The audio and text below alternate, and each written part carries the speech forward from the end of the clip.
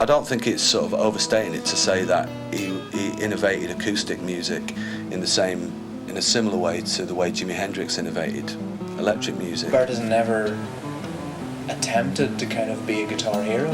I think he's a really important player. I think his style is very important. So there's the Beatles and there's Rolling Stones and there's Bob Dylan, but hang on, then there's something like this as well. It's beating the system. It's super idealistic. It's the music coming first. It's strictly music, music, music, music, music.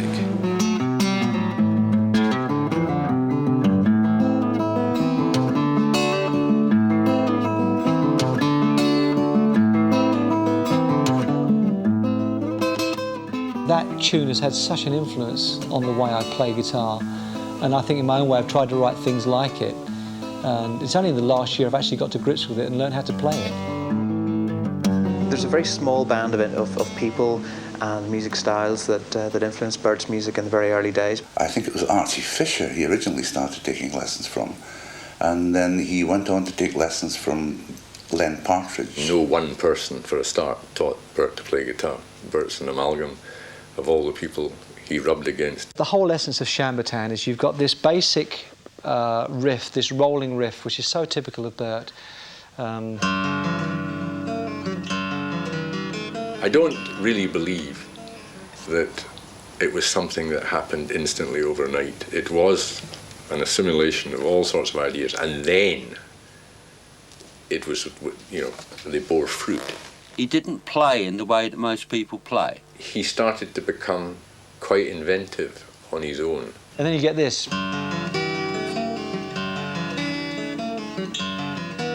Like if I say to Rob in D minor, right, he knows exactly what I mean. Bert just played it.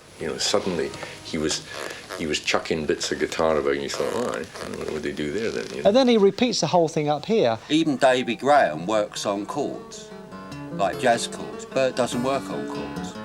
He just makes them up. Makes up riffs.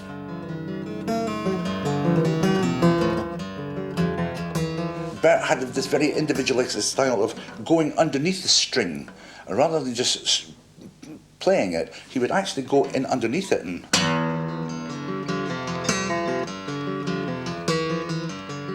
And it's like he's sort of a sculptor kind of chipping away at a big piece of marble.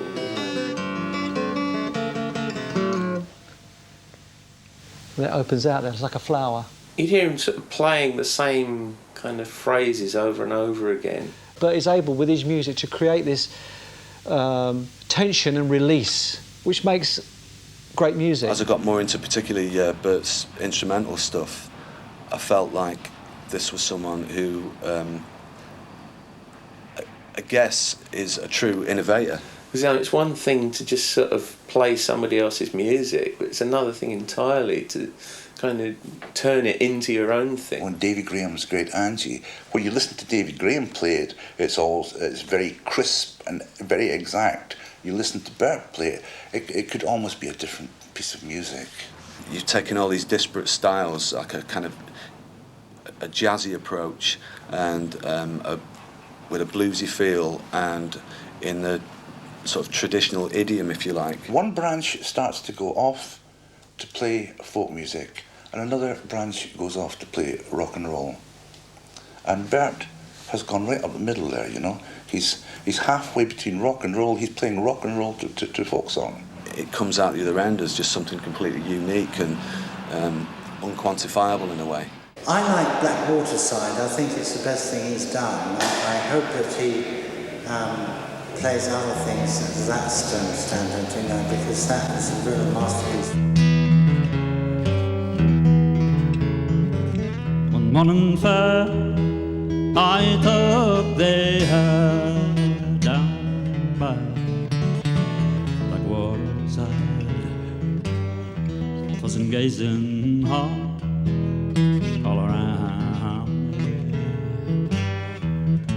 the Irish sky.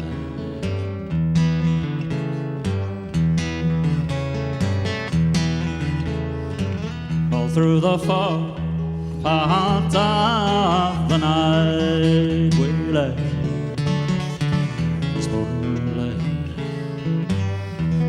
this young man arose and gathered his clothes, sang farewell.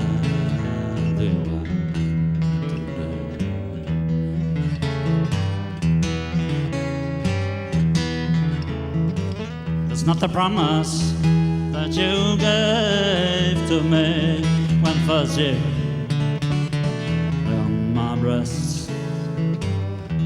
You can make me believe with a lying tongue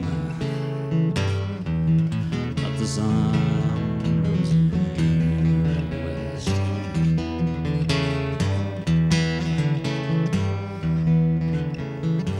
Well, then go home now to your father's garden, go home, weep your fill, think on your own misfortune, you're brown with ill.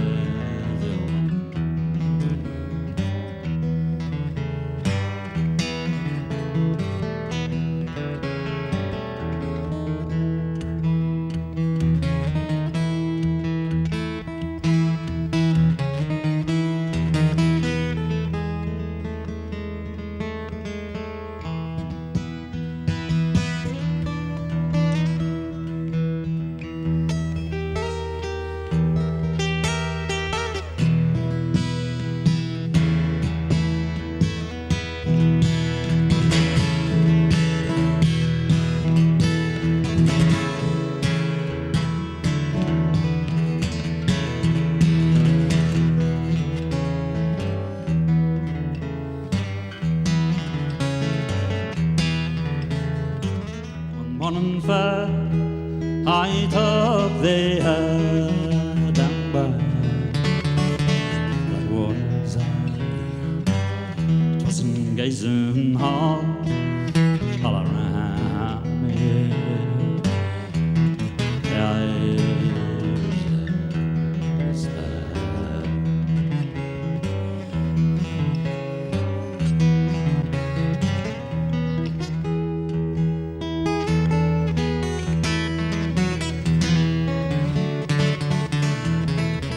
Bert was born in Glasgow in 1943.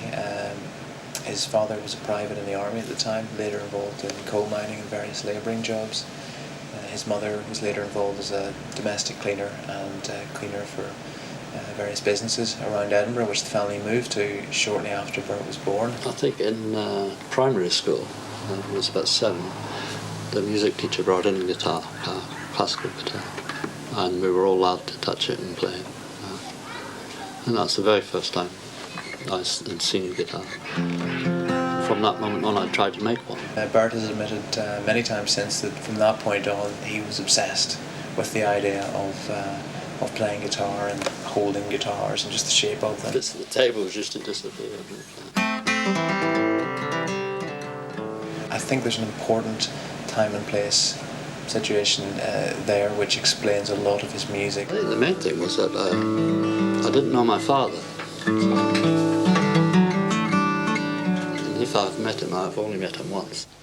The first time I met Bert was at the house. Which was really a primal folk club and an extraordinary centre of bohemian activity. Once I realised that the world was a lot bigger than just like the square half mile that I was brought up. There were all these people who had, for whatever reason, all come together at the same time. And Bert was actually resident in the house, making soup and coffee and stuff. He was always there playing about with guitars, or his own guitar, somebody else's guitar, plink, plink, plink, plink, and the black hair going, Really, he was part of this community of extraordinary characters. Traditional singers like Delena McLennan, much older traditional singers like Jeannie Robertson and Len Partridge. An extraordinary, amazing, before his time 12-string guitar player by night. It was an amazing place. You just never knew who was going to turn up. One night we were extremely lucky. We had Sunny Tiny Brownie McGee. That made a tremendous impression on Bert. Brownie McGee played, I think it was the Key to the Highway, and Bert asked him to play it again, and he just sat there transfixed. Here were two people who were, out of the ether. The following morning, Bert was doing a fairly good interpretation of Keys of the Highway. I don't know if I actually subscribe to the idea that Bert instantly was playing Key to the Highway or wherever it is the next day. But it doesn't really matter. What it did do was it obviously sort of started something for Bert, which he never lost.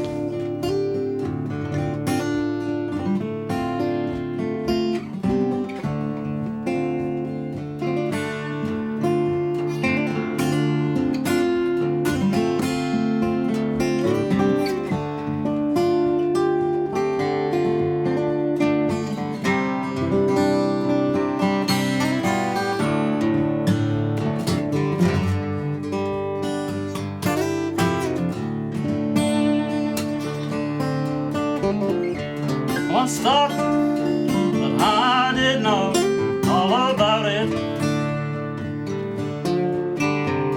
The wind blows, the rain falls, and the sun shines. Don't you know the jug rail is running out of ideas?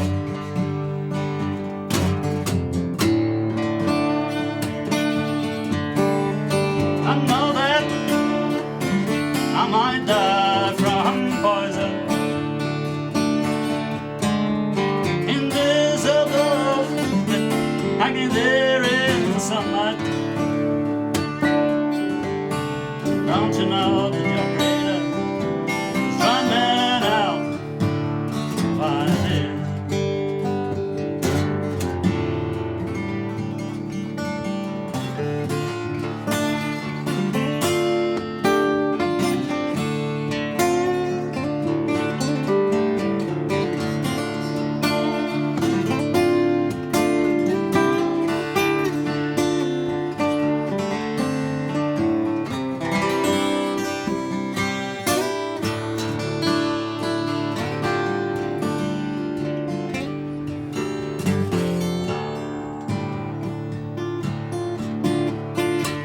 If I was you, be friendly to your neighbor. Be glad that he don't wanna be your enemy. Don't you know the generator is running out of ideas?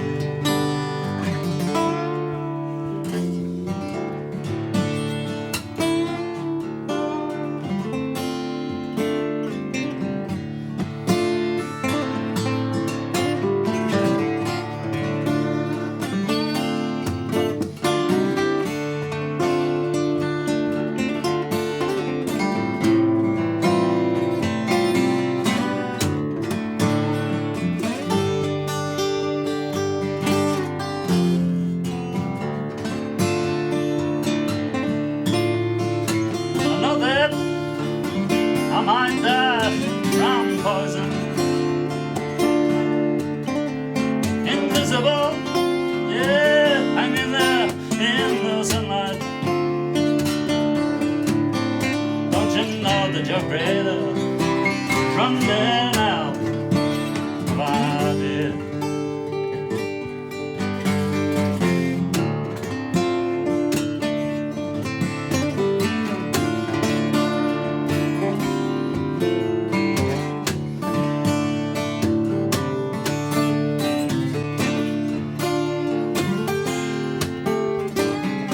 I think Poison is one of the best songs I've ever heard. You can copy what Bert does, but you can't write what Bert does. The voice is almost disconnected from the guitar. For me, it's just been as much about the songs and the words, and certainly his voice, as it is about his guitar technique. First person equivalent to Bob Dylan in Britain was Bert Jansch. I can't emphasize enough that the guitar playing, and me too, was secondary. It was only to accompany the song. The voice is going over the top of the... Yeah. You had to work out descending bass lines, chords, top lines, maybe picking out melody, you know. And so you learned these things from blues as well, and records, and the great teachers of the records that we had. But when you got it from Bert, It was improvisational almost. It was fusion. At the time, it was, you know, it was unique. Nobody had thought of it. Nobody in jazz was doing the sort of work he was doing, chordally, with dissonance, with hammer-ons and strange combinations of notes. But more importantly, nobody was doing those things with the kind of vocal phrasing and songwriting that he was doing. And anything in music is about shifting conceptions and surprising you. It's only the surprise element that makes it interesting. And this moves the normal, extraordinary folk singer out of the tradition and into the modern age. And examples of that would be When the Circus Comes to Town, the title track of his comeback album in 1995, which very, very few people would know is about crack cocaine dealing. Those kind of songs are great because, you know, one, they're full of mystery, and particularly for the listener who's, you know, just these images are thrown up at you.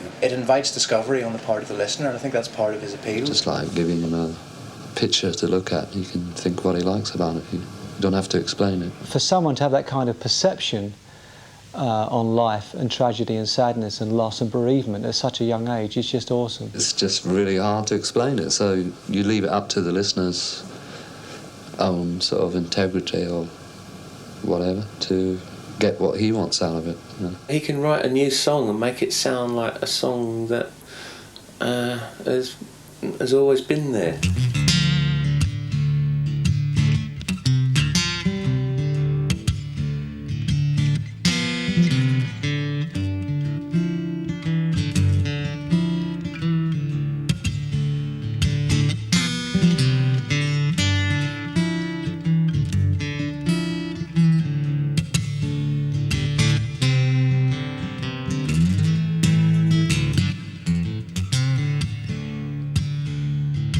Well, all I got is a dream to keep me warm, keep me from cold in the deepest dark on the lonely place, the stormy nights. I dream of it. I see your face now, smiling through my tears.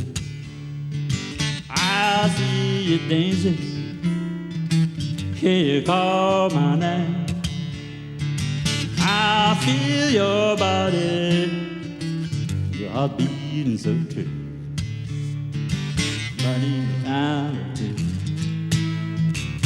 there's a dream of it.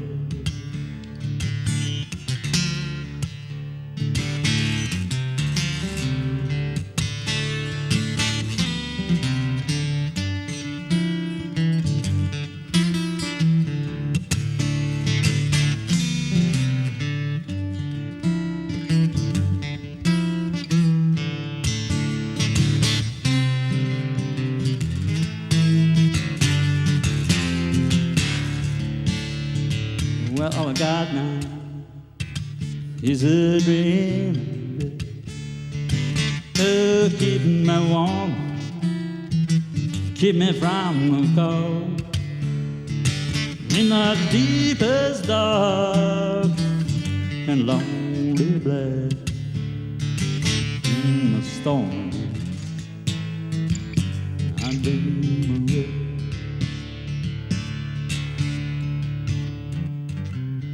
It wasn't only the way he played the guitar, don't forget. It was the way he was as a young man. He was a good dresser. He was a cool-looking guy. It's just the style and the poise of the man that were more important. He was his own person. It was this tousle-haired, almost deadly secretive personality. I think it was a challenge for the young ones to try and penetrate this reserve of his. Words like enigmatic,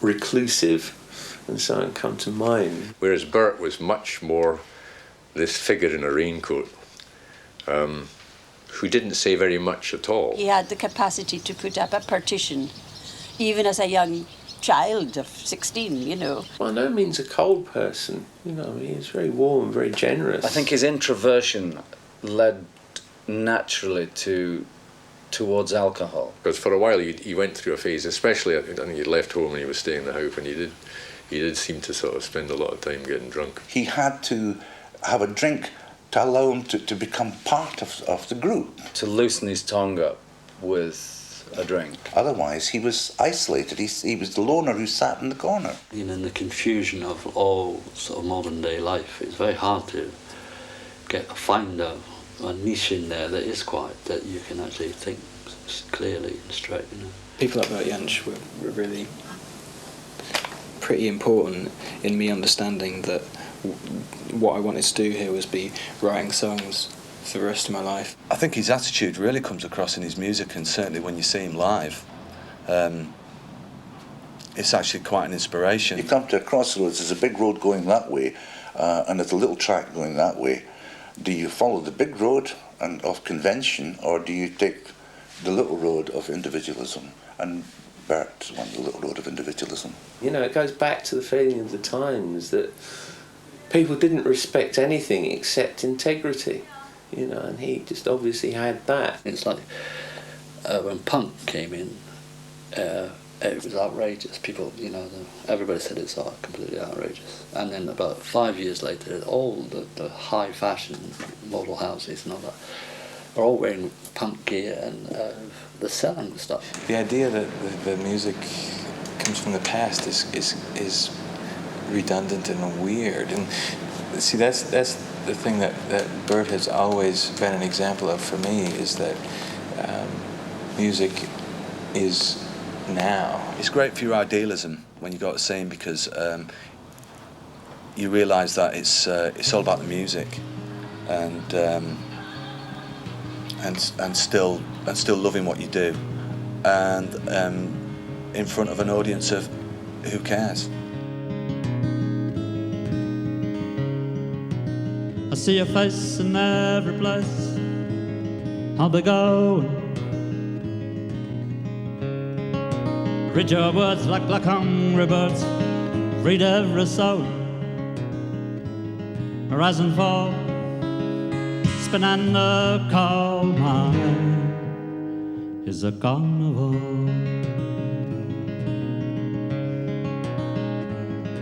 Sad music in the night sings a stream of light out of chorus.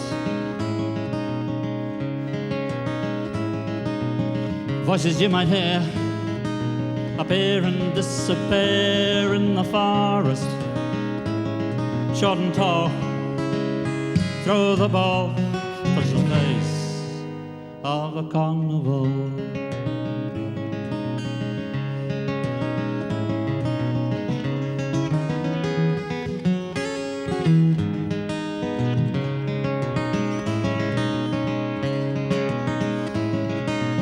Stings of yellow tears drift from black wired fears in the meadows.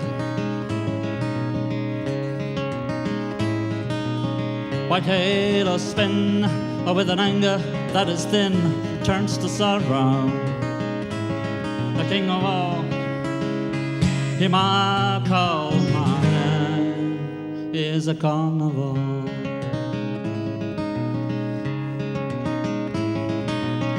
There is no law, but the arcades of Penny Claw are hanging empty. The painted laugh and smile, the turn and of the style they did not envy. Where the small can steal the ball, touch the face of a carnival.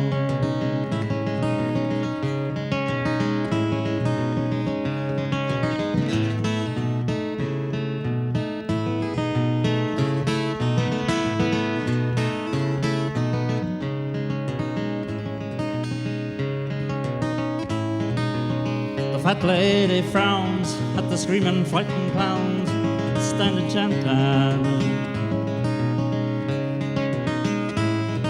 The shadow lie in whites outside your iron gates, with one wish granted. Colours all, hear my call, mine is a carnival. Out of thought or sight, you come to hypnotize the danger.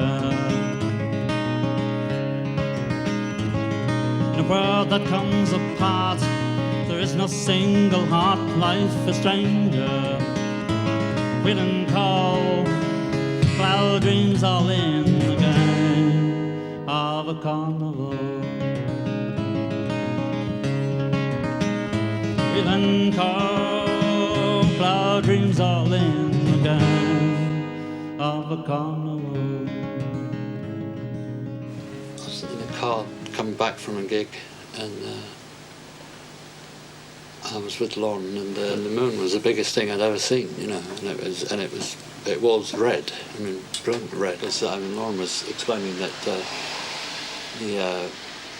in mythology, in olden times, the lovers would go out in that moon, and you could wish for anything you like. That's how they call it, a crimson moon. These are the guitar tracks here, and it's recorded straight into the computer, so there's no tape involved. You know, this is all my head. You know, so when it's together enough and I'm at the point of recording, I usually set up a pattern of some kind that on the computer that I can play to. I'm going to start with the guitar, really. Just sitting over there playing. I'd actually be working to a metronome until about, I don't know if I should turn it on or not at the minute. They're quite horrible metronomes. I can't remember which went down first. Probably just the bass drum. And then play the guitar to that.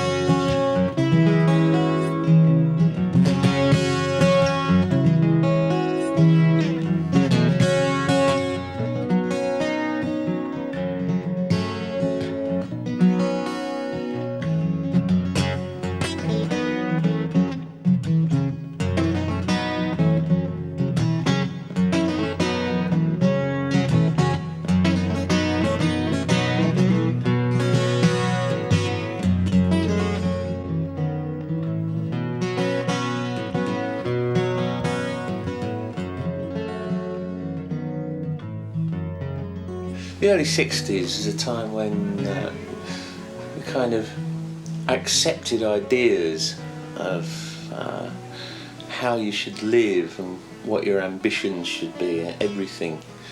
Were all up for grabs. It was such a free time that the authority for those 10 to 20 years after the Second World War hadn't really come down on people in the way that they have now. We were all travelling without maps in the dark. One thing people say about Bert when he hit London was that he was fully formed. His impact was extraordinary. I think because he wrote songs. He seemed to know exactly what he was doing. The way he played a guitar I'd never heard before. I'd never heard that. He was just miles ahead of everybody else. There was a focal point for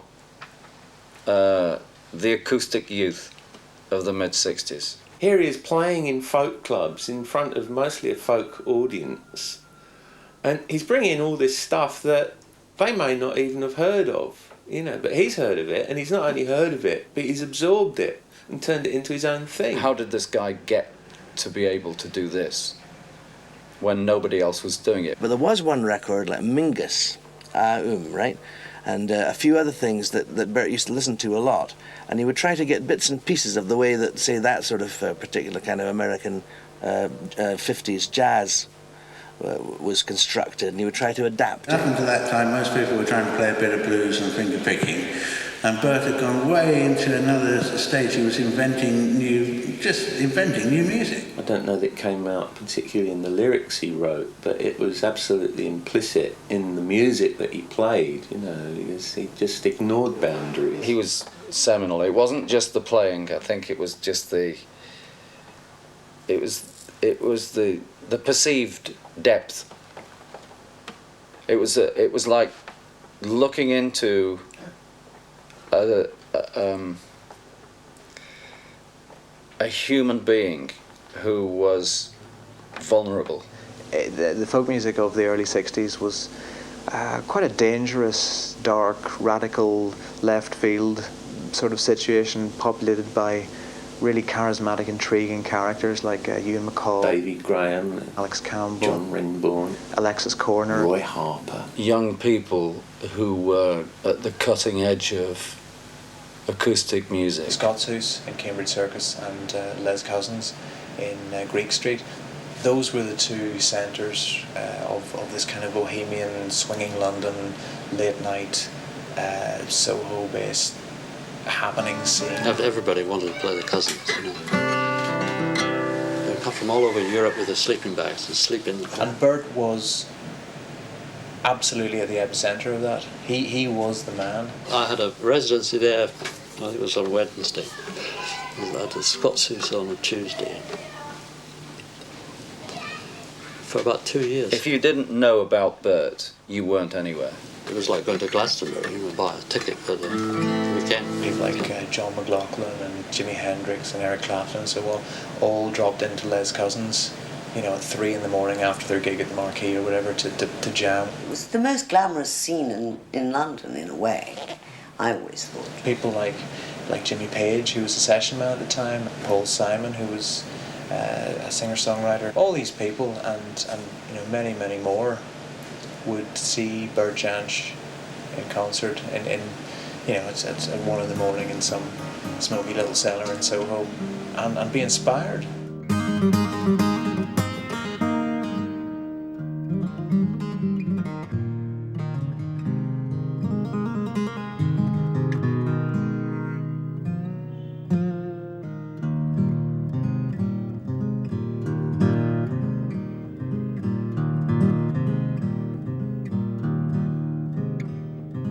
One morning as I rambled among the spring, I overheard a young one converse with rain a day.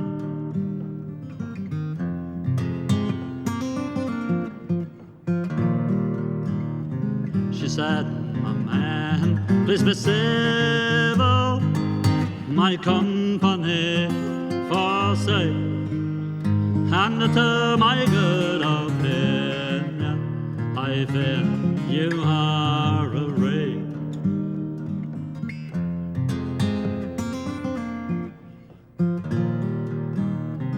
Oh no, my dear, I am no wreck, but cast out and made a thief. And I'm searching for concealment from the judge's man.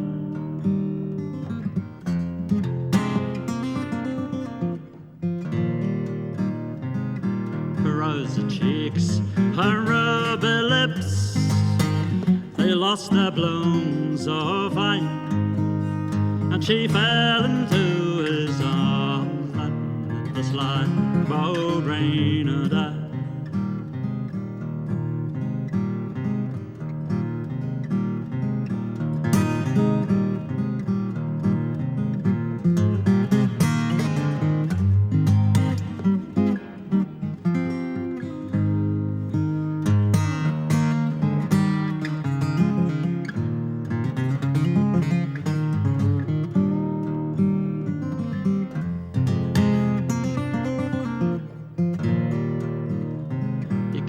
her once, he kissed her twice, till she came to again.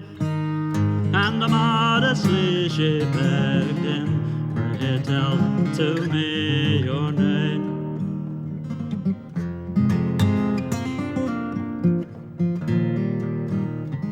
He said, my dear, if you look for me, perhaps you will not me find, but I'll be here in my castle, require for rain a dime.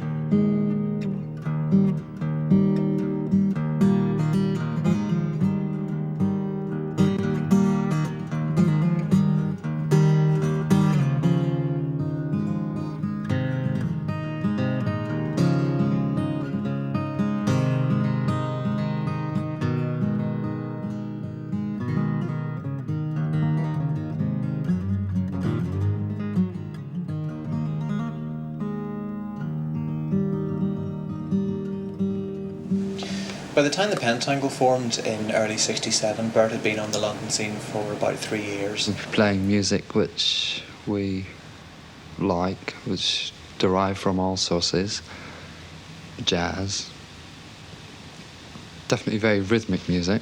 We were just one of those groups that if you were into it, you really were into it. I saw this band who was supposedly like a folk band, and they actually just looked really heavy, and they looked like they knew they were kind of bad. And really their career was exponential.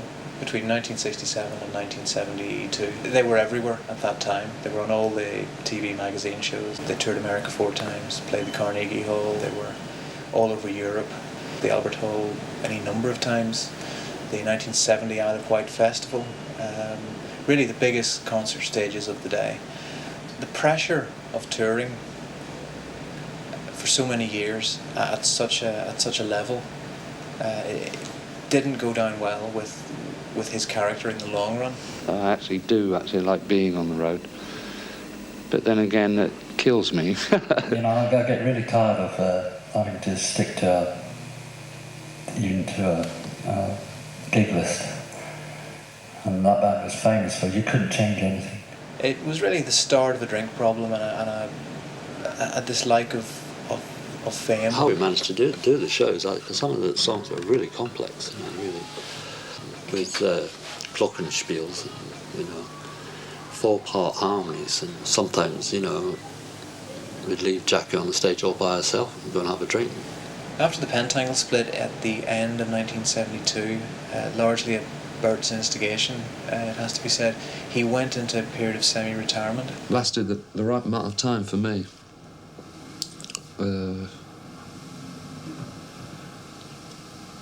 If it had gone on any longer, I think the music would have become stale and things like that. The folk music club scene had moved on, and the commercial music world had moved on from the Pentangle too. So really for its last couple of years, the band had been a little bit of an anachronism after the really excellent LA Turnaround album. Bert made something of a comeback. If ever there was a Guitar Hero picture on the cover of that album, there you've got one. But he's playing acoustic music, and he looks like he lives his music and he lives an interesting life. I think it's fair to say that the Bert Jansch revival, in terms of publicity and general awareness and critical favour, certainly began in 1995. When the Circus Comes to Town was knocked me out, and I was really pleased that he'd made a record that I really liked. It was a record that justified all the shouting. The sounds of the day, so beautiful to hear, in the clear bright sunlight that come flooding, crystal clear voices so happy in the street. Oh, the new day beginning is so near.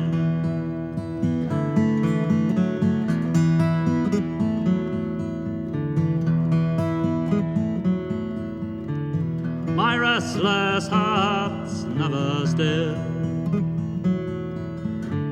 turning and tossing through the night. thoughts running wild in confusion. People and places all jumbled in my mind. All the new day beginning is so near.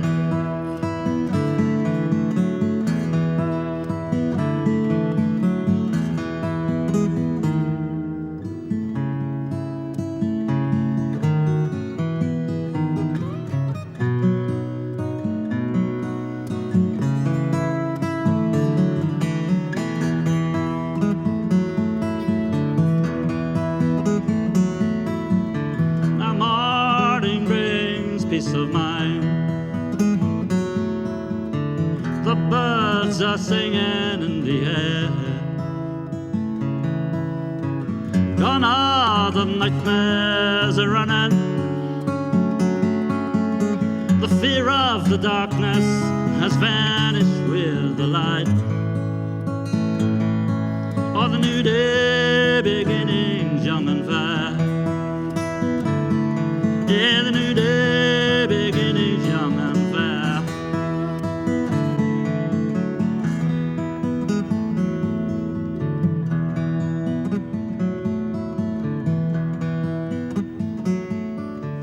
There's a style of guitar playing in contemporary music today which people in the know can pretty much say that's a Bert Jansch style of guitar playing. What attracted me most, I mean technically about his playing, is that he played in different parts. He had a really nice rhythmic feel, and the bass patterns often were just played with the thumb. It doesn't suit tempo or time changes or tuning. You get somebody who plays something possibly simple, perhaps not so simple, but it sounds simple and it has this wonderful, woven sort of texture, and you come away thinking, wow, I'd like to play that, and that goes round and round your head. It is made up of wood and guthrie, and all the component parts are there. It's not and a little bit of blues playing. It's from various people. It's all there if you look for it, but. It sort of gels into one. Bert's playing is so rhythmic and of its own world. I owe so much to Davey for the way I play.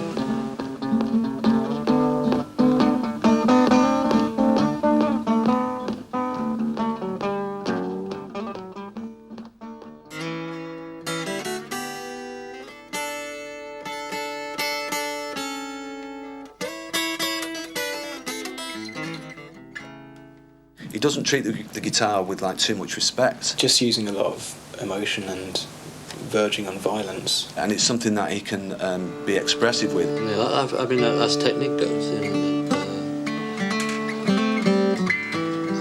but I've learnt enough to free me from the constraints of having to learn to play something, Which I think is very important to get to that stage, because only then you can really, express yourself in.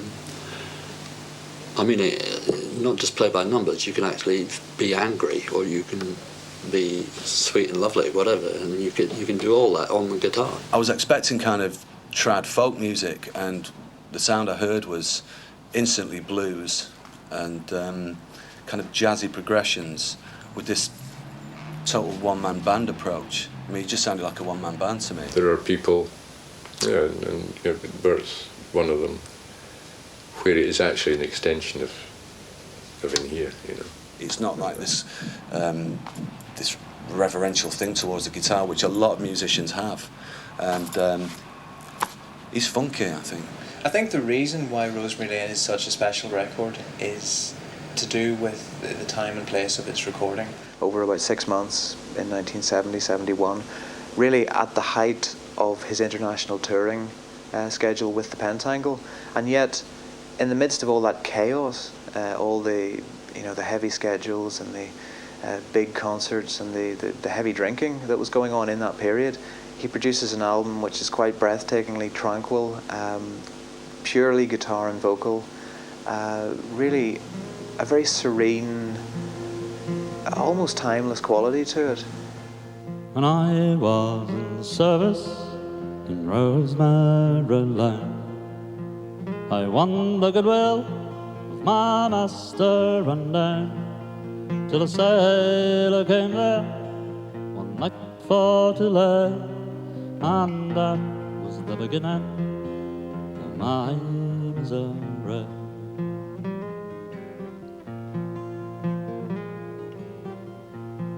He called for a candle to light him to bed, and likewise a silk handkerchief to tie up his head, to tie up his head. Sailors will do, and they said, my pretty Polly, yeah, oh, yeah.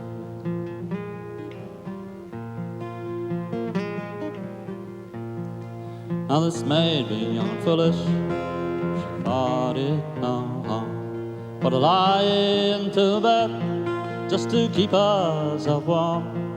And what was done there I'll never disclose, but I wish that short night had been 7 long years.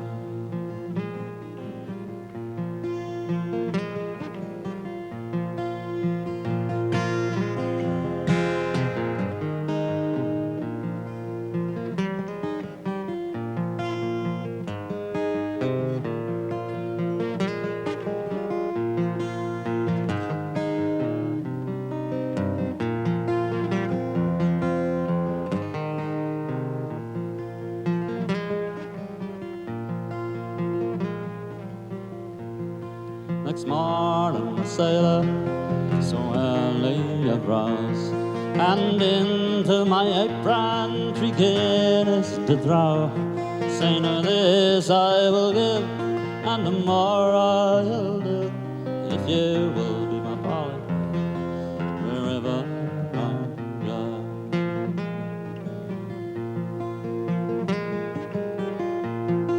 Now if it is a boy, he'll fight for the king, and if it is a girl, he will wear a gold ring. She will wear a gold ring, and they dress all aflame, and remember my service in a Rosemary Lane.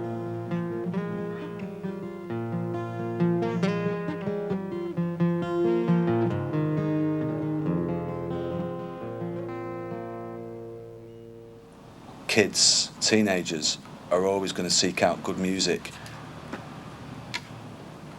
from whatever period. I'm just a guitar player, which all the stuff I learned from other people, you know, and that's all it is an amalgam of all those things. Then you see something like Bert and you see all this slapping going on, all these, you know, when I was watching him here today, I was seeing all these weird things going on, I was thinking, you're making it up as you go along, aren't you? Crimson moon, early, early morning, blue black sky. Tell me why if she doesn't, baby, she drives me wild.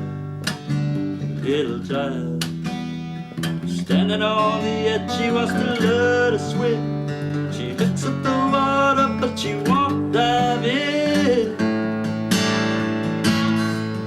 Stuff that's genuinely soulful in whatever idiom it's in kind of shoots through the generations like an arrow, really. And there's always something brilliant about somebody who's got a really minimal attitude to music or any art form to come along and say, this piece of white paper. She's like a new spring flower, come out to play in the garden of Eve. She brightens up the day. Does she know it's coming? Frost is on his way. Oh yes he is. But hide little girl from his ice to stare. Run back to the summer he won't